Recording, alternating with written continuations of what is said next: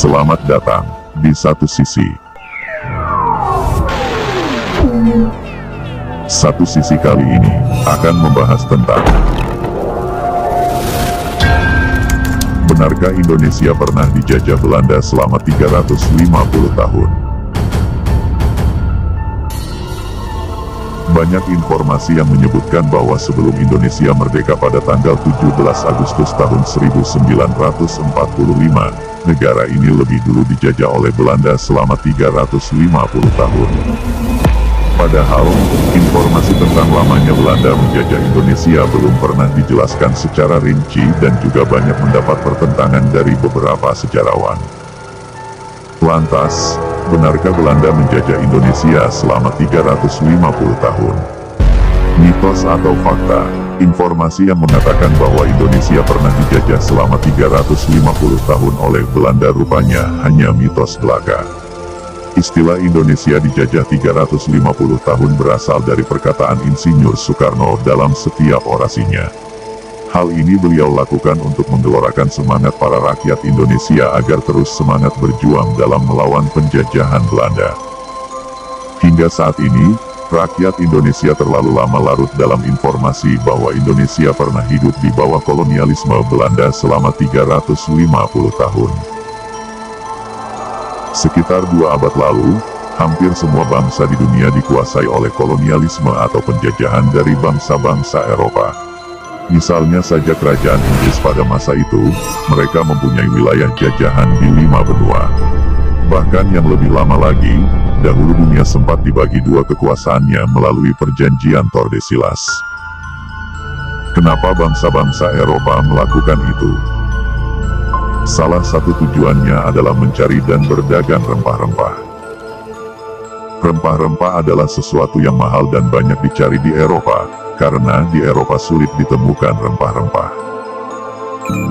Mereka kemudian melakukan ekspedisi ke seluruh dunia untuk mencari rempah-rempah tadi untuk kemudian dibawa ke negara mereka.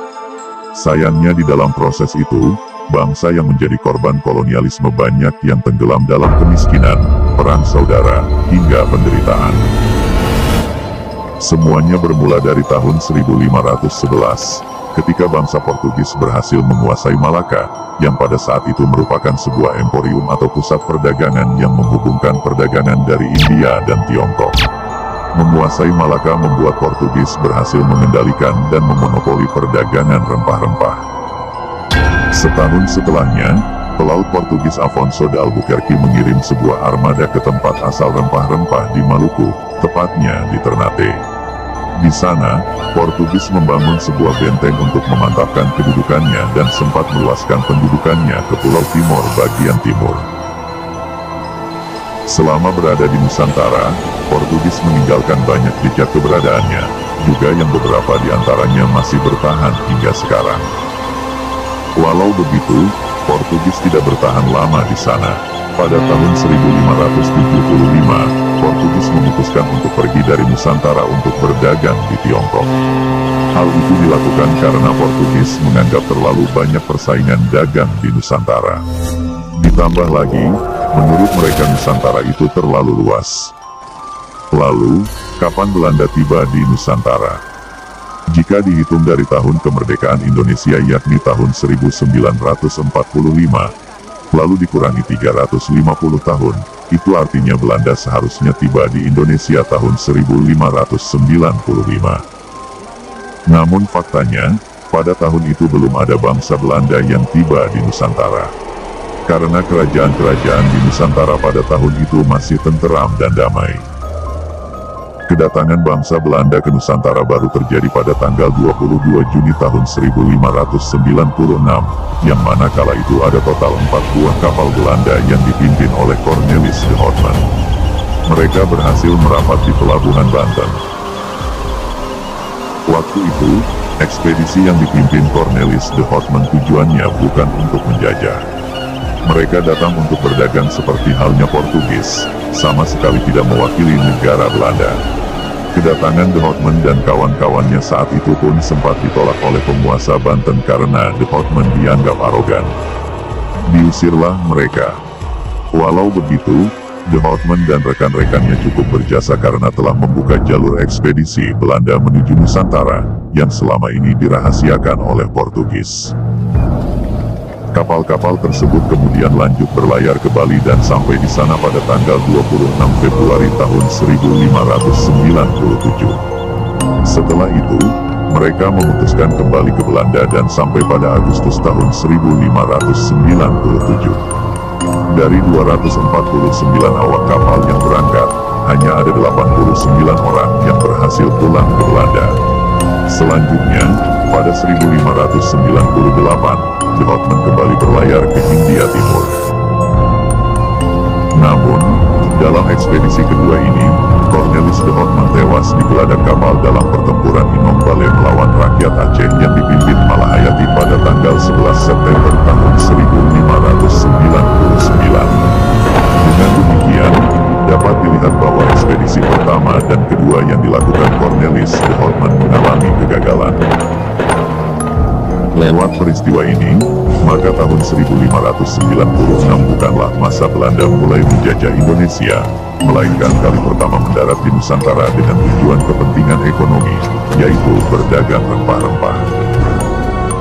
2 tahun setelahnya, sekitar Mei tahun 1598, ekspedisi Belanda lainnya tiba di Banten.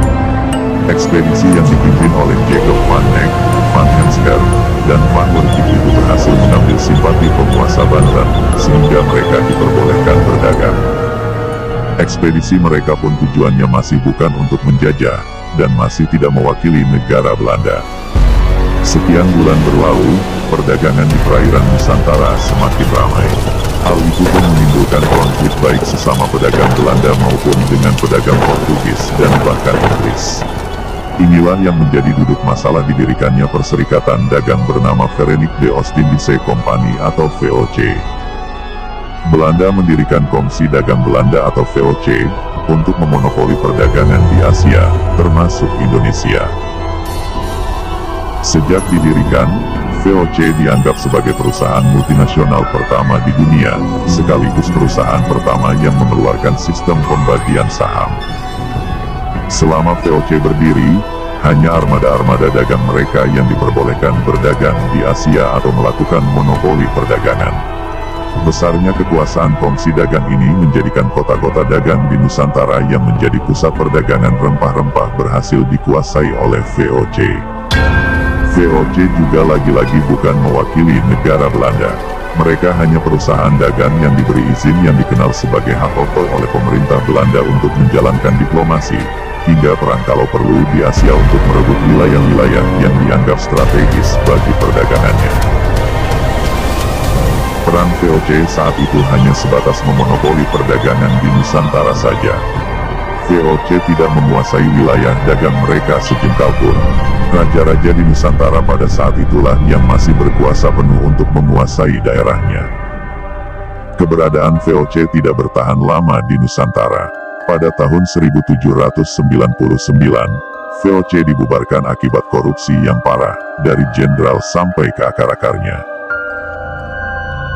Pemerintah Belanda lantas menyita semua aset VOC untuk membayar utangnya yang mencapai 219 juta gulden, termasuk mengambil alih wilayah-wilayah yang dikuasainya di Nusantara. VOC yang dibubarkan itu lantas diganti sistemnya oleh Belanda menjadi daerah otonomi yang dikenal sebagai Nederlands Indie, atau Dutch East Indies, yang dalam bahasa Indonesia dikenal sebagai Hindia Belanda. Di bawah pimpinan Gubernur Jenderal, sejak tahun 1800, Hindia Belanda berusaha melebarkan kekuasaannya di Nusantara lewat penjajahan. Selama 1 abad setelahnya, Hindia Belanda berusaha melakukan konsolidasi kekuasaannya dari satu tempat ke tempat lainnya. Namun, tentu saja hal itu tidak mudah mereka lakukan. Berbagai perlawanan memerangi Hindia Belanda banyak terjadi di Nusantara dari rentang tahun 1800 hingga 1912. Berbagai perang melawan kolonialisme terus berkobar, seperti Perang Padri tahun 1821 sampai tahun 1837, lalu Perang Diponegoro tahun 1825 sampai tahun 1830, dan Perang Aceh tahun 1873 sampai tahun 1907. Sementara itu, berakhirnya kekuasaan Belanda di Indonesia setelah menyerah tanpa syarat kepada Jepang pada tanggal 8 Maret tahun 1942. Adapun Aceh baru ditaklukkan Belanda pada 1912, Bali dikuasai tahun 1905, dan Tapanuli tahun 1907. Dengan begitu, Belanda diperkirakan menjajah Aceh selama 30 tahun, Bali selama 37 tahun, dan Tapanuli selama 35 tahun. Jadi sampai tahun 1912, Belanda baru benar-benar bisa menguasai seluruh wilayah yang kemudian menjadi wilayah Indonesia kecuali Timur-Timur karena ada kekuasaan Portugis di sana.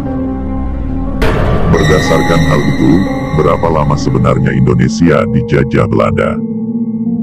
Bukan berarti kita harus menganggap bahwa kekejaman penjajahan Belanda terhadap Nusantara tidak pernah ada, melainkan yang seharusnya dipahami adalah fakta bahwa Belanda tidak pernah menjajah Indonesia selama 350 tahun.